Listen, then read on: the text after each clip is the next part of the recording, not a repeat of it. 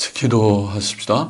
하나님 아버지, 부족한 종이 이제도 이단 종파들에 대해서 또 간단하게 한 시간 한 가지 제목을 또 좀 전하며 나누고자 합니다. 하나님의 영, 진리의 영께서 지도하여 주시고 또 바른 말을 또 조금 나눔으로써 시대를 분별하며 이단들을 분별하며 바른 길을 주님 붙들며 감사히 그 길을 가게 하여 주시기를 소원합니다. 예수 그리스도의 이름으로 기도하옵나이다. 아멘. 이 시간에는 우리가 7번째 주에 처음 우리가 천주교까지 포함하면, 천주교는 따로 우리가 강의했지만은 그것까지 포함해서 7번째 주제로 간단히 JMS 정명석의 영어 약자고, 또 이 정명석의 집단, 여러 교회로 불리우는 집단입니다. 정명석 이단에 대해서 간단하게 좀 정리해 보십시다.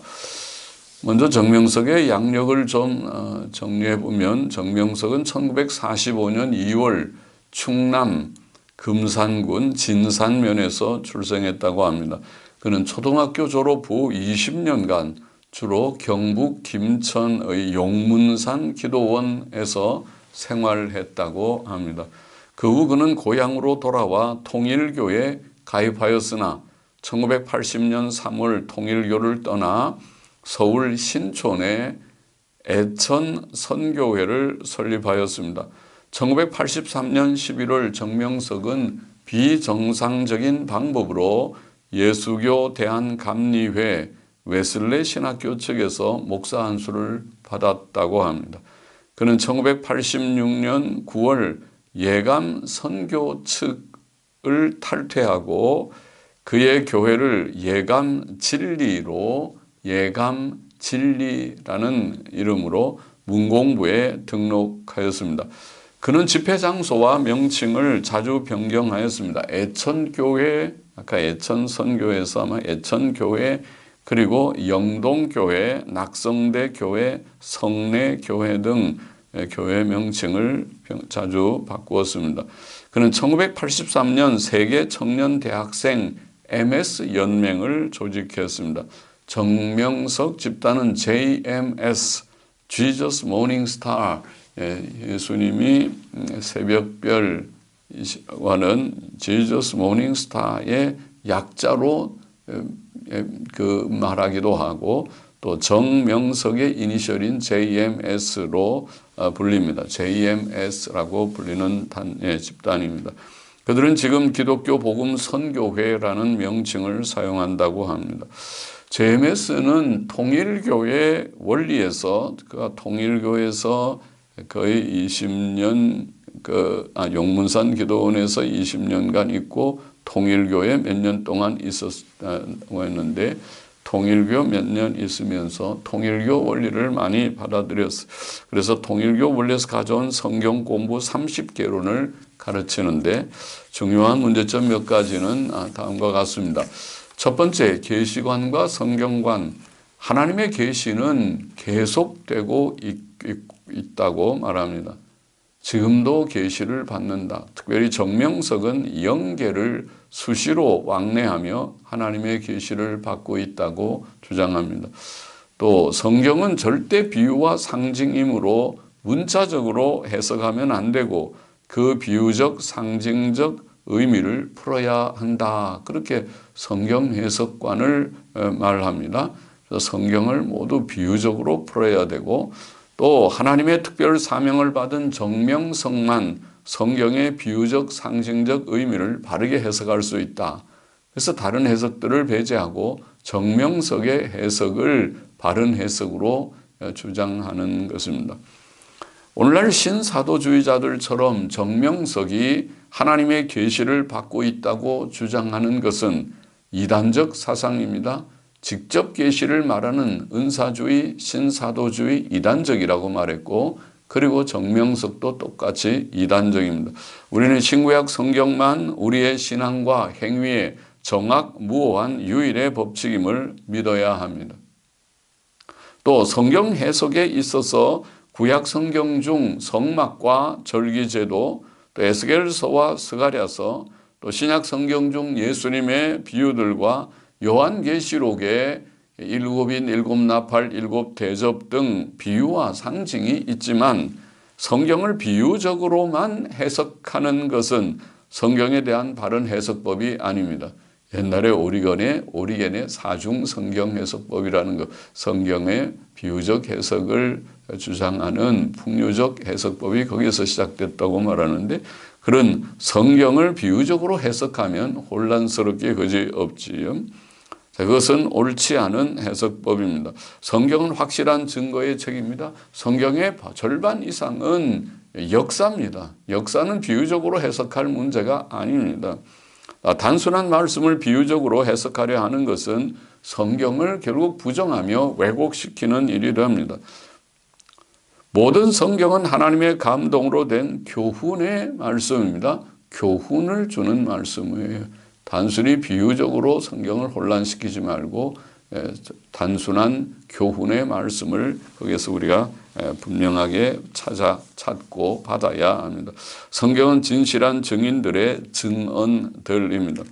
특히 정명석만 성경을 바르게 해석할 수 있다는 주장이야말로 이단적입니다. 성령님의 특별한 감동을 받은 선지자들과 사도들 외에 무오한 해석자는 없습니다. 성경의 하나님의 특별 계시를 받는 자도 없고 그것을 바르게 해석하는 자도 없습니다. 오직 사도적 교훈, 사도들이 설명한 해석한 교리들, 그것이 성경의 정확한 교리일 뿐입니다.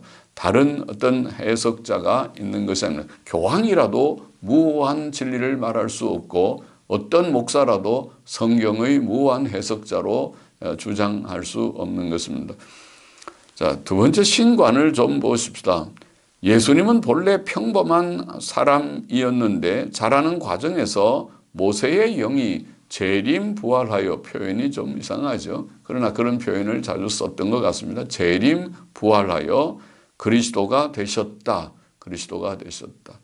또 성령께서는 성부 하나님의 부인이시며, 성령님을 성부 하나님의 부인이시며 성부 하나님께서 성령 하나님께 파장을 보내어 생명체를 낳으신다. 무슨 사람들 간에, 남녀 간에 무슨 파장처럼 그렇게 표현했습니다. 예수님을 본래 평범한 사람으로 본 것은 그의 참된 신성, 예수님의 신성을 부정하는 이단 사상입니다. 예수 그리스도께서는 태초부터 계셨던 분이시며 그의 근본은 태초의 영원 전부터 있습니다. 요한복음 1장 1절 태초에 말씀께서 계셨더라. 이 말씀이 하나님과 함께 계셨으니, 이 말씀께서 하나님과 함께 계셨으니 이 말씀은 곧 하나님이시니라. 요한복음 1장 1절의 말씀이죠.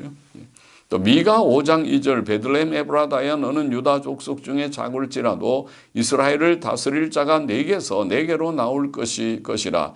그의 근본은 그 메시아라고, 메시아의 예언이라고 보이는 이 구절, 이스라엘을 다스릴 자가 베들레헴에서 나오시는데 그의 근본은 상고의 영원전부터니라. 태초라고 하는 말은 원어의 뜻은 영원전부터니라.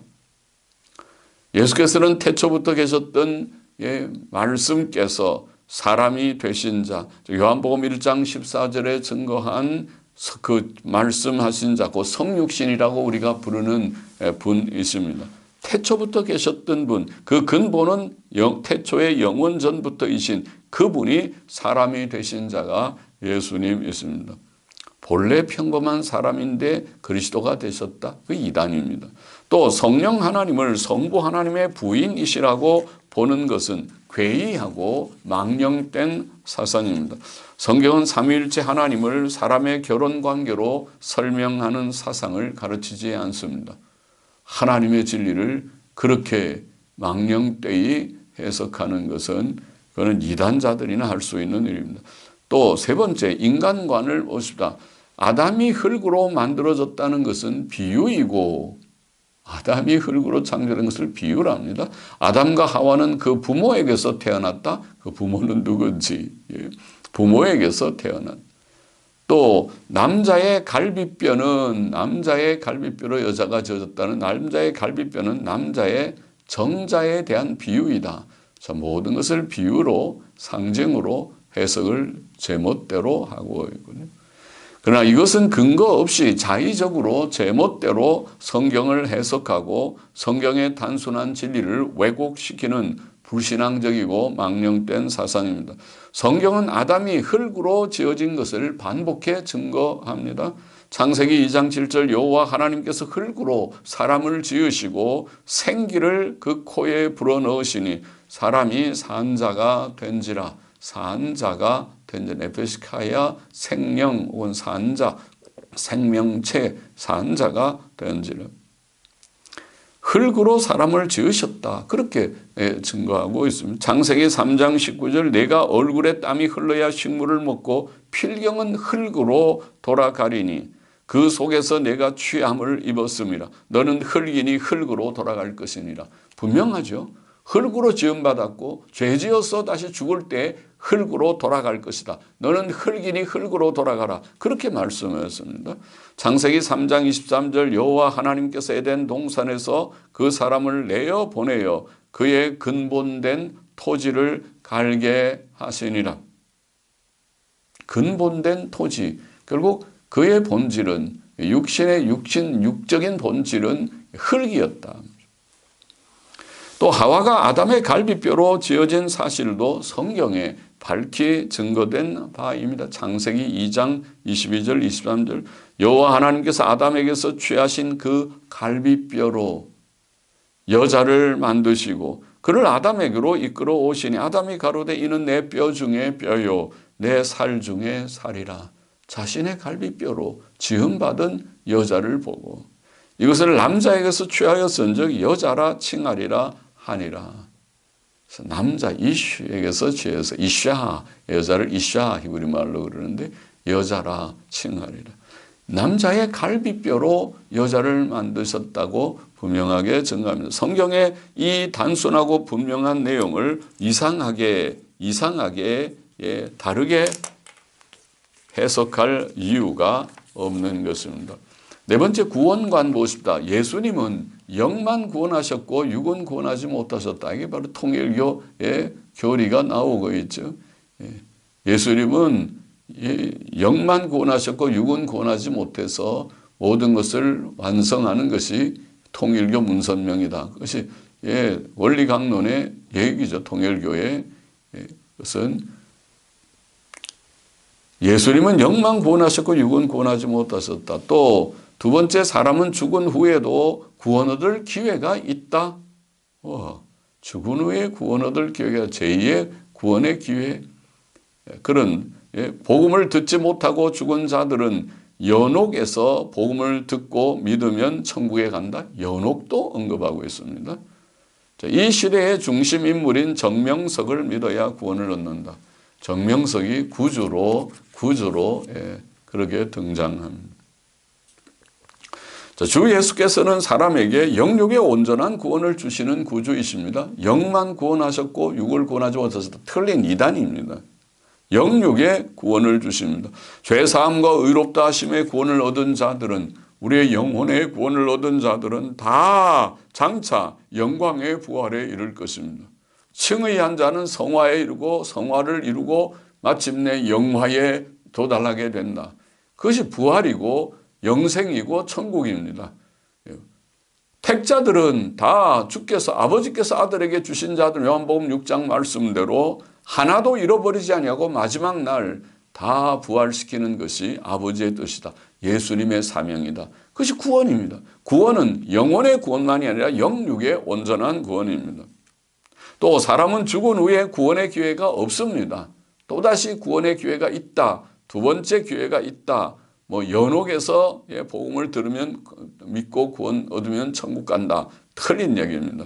누가복음 16장에 보면은 16장 26절에 너희와 우리 사이에 큰 구렁이 끼어 있어 여기서 너희에게 건너가고자 하되 할 수 없고 거기서 우리에게 건너올 수도 없게 하였느니라. 죽으면 그것으로 천국과 지옥으로 나뉘게 되는 것입니다. 연옥은 없습니다. 중간지대는 없습니다. 연옥은 성경 어디에도 없습니다. 그것은 하나님의 구원 진리에도 맞지 않는 것입니다. 대속의 진리에도 맞지 않는 것입니다. 완전한 속죄 의의 원리에 맞지 않는 것입니다. 죽은 후에 구원의 기회가 없습니다. 또 예수님 외에는 구주가 없습니다. 정명석을 믿어야 구원 얻는다. 마치 마리아를 믿어야 구원 얻는다고 말하는 천주교회와 비슷합니다. 정명석이 이단입니다. 예수님 외에는 구주가 없습니다. 그로 말미암지 않고는 하나님께로 갈 자가 없습니다. 요한복음 14장 6절 말씀. 나로 말미암지 않고는 아버지께로 올 자가 없느니라. 예수님 말씀입니다. 또 하나님께서는 예수님 외에 다른 구주를 세상에 주신 일이 없느니라. 사도행전 4장 12절 말씀. 사도 베드로의 증거한 말씀. 예수님 외에 다른 구주가 없습니다. 또 하나님과 사람 사이의 중보는 주 예수 그리스도, 사람이신 예수 그리스도 뿐이시다. 디모데전서 2장 5절 말씀. 분명하죠. 다른 구주가 없습니다. 마리아도 또 그 누구도 문선명도 또 정명석도 아닙니다. 그들은 다 이단입니다. 다섯 번째 재림관을 보시죠. 재림 예수님은 공중에서 구름을 타고 오시지 않는다. 성경의 말씀을 부정하고 있어요. 구름 타고 오시는 것이 아니다. 구름은 기독교인들에 대한 비유이다. 그 성경을 다 비유로 상징으로 해석해버리는 오류 중에 하나이죠. 또 두 번째 재림 예수님은 기독교인들 가운데서 나오는데 재림 예수님은 바로 기독교인들 가운데 나오는데 바로 정명석이다. 정명석이 재림 예수랍니다. 초림 예수께서 재림 부활하여 정명석에게 재림 부활이라는 말을 잘 쓰는데 재림 부활하여 정명석에게 임하여 재림 예수의 사명을 하게 되었다. 또 정명석은 문선명으로부터 1978년에 재림주의 사명을 이어받은 이 시대의 중심 인물로서 1999년 7월 14일 말씀으로 세상을 심판할 것이라고 주장했었습니다. 1978년에 재림주 사명을 문선명에서 이어받았고 1999년 7월 14일 날 세상 종말이 올 것처럼 말했으나 그것이 부도수표죠. 그렇게 되지 않아 거짓말이죠.